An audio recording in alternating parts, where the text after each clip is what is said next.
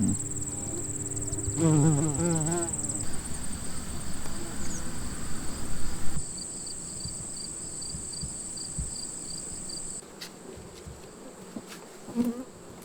there, my name's Paul. I'm a beekeeper at Bee Hollow Farm, My name's Hannah.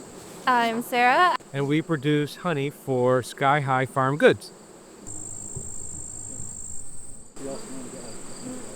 Our whole focus at Bee Hollow Farm is for the care and the welfare of our bees. We figure we don't know how to produce honey. We don't know how to do anything other than just take care of our bees. So we figure we'll leave that up to them, and we create a great environment for them, healthy in terrific locations where there's plenty of wildflowers and plenty of forage. And we just let the bees do what bees do. We're out here taking care of these incredible little creatures that just bring us so many gifts.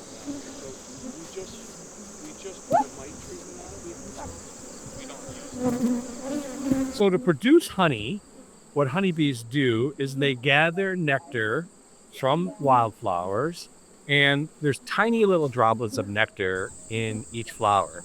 So to make 1 pound of honey, bees visit 2 million flowers.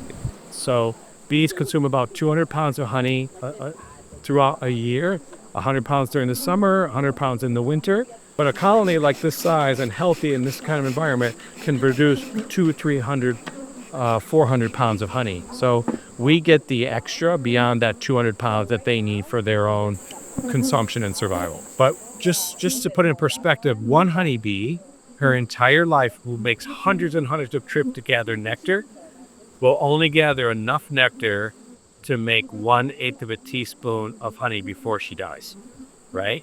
It's amazing. Honeybees work so hard in the summer. They work 24 hours a day. They only live 4 to 6 weeks. So that saying of busy as a bee is a true thing.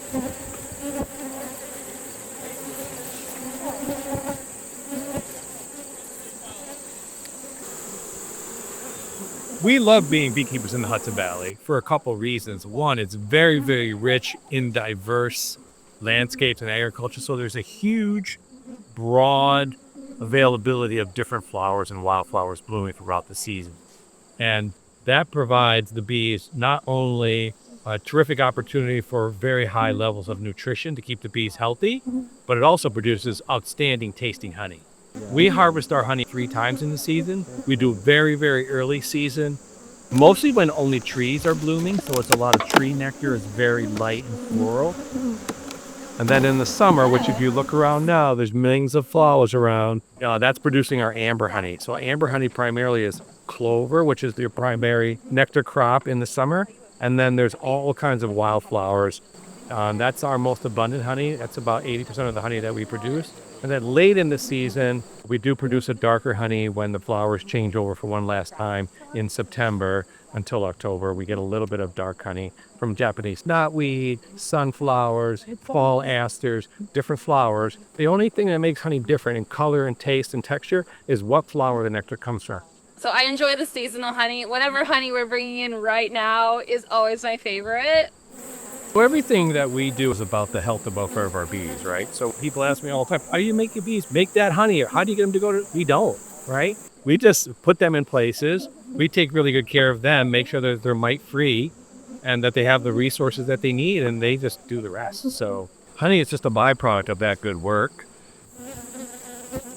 Well, honey never spoils, right? Honey lasts forever. They found honey in the Great Pyramids in Egypt that was over 3,000 years old. It was hard as a rock, gets very, very hard. It's called crystallization, but that's not bad. That's not spoiling. And all they had to do to re-liquefy it is just warm it up. You keep it, 110 degrees, 120 degrees, and it just goes right back to liquid. They were able to test it and actually see what pollen was in that honey so that they knew the flowers that were blooming 3,000 years ago when they produced that nectar. So if you ever see crystallized honey, there's nothing wrong with it. Honey never spoils. It may crystallize, and if it crystallizes, we tell people to only buy honey in glass, not in plastic. And you can just take a pan of warm water and put that entire glass jar right in that pot of hot water and just warm it right back up. It'll go right back to liquid. Or you can just enjoy it in a crystallized form. It's perfectly fine. in an urban environment, and there are bees in urban environments, there's butterflies and bees and other pollinators, and resources can be very scarce, right? So if I were living in the city, I would try to plant a few flowers in an outside space I have access to, a windowsill, a fire escape, the tree pit on the street, throw some seeds out there. That's so cool. And that brightens up everything for everyone. And so even a small stoop or rooftop garden provides one more resource for the bees to be able to get pollen and nectar and to be able to continue to thrive and have the resources that they need in that urban environment. So any little thing helps. If everybody in the city like say New York City with millions of people had one plant, think about how many plants that is, right? Little steps all contribute to the betterment of the greater good.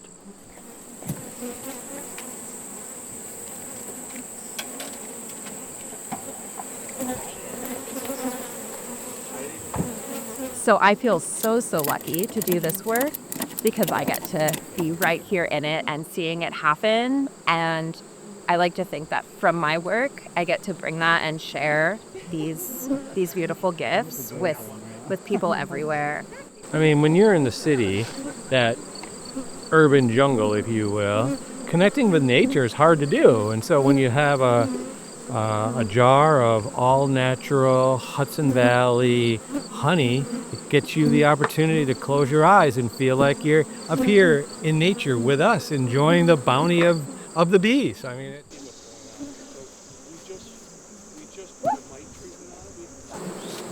Perfect. Amazing. That was dope. watch out, Hollywood! Here I come!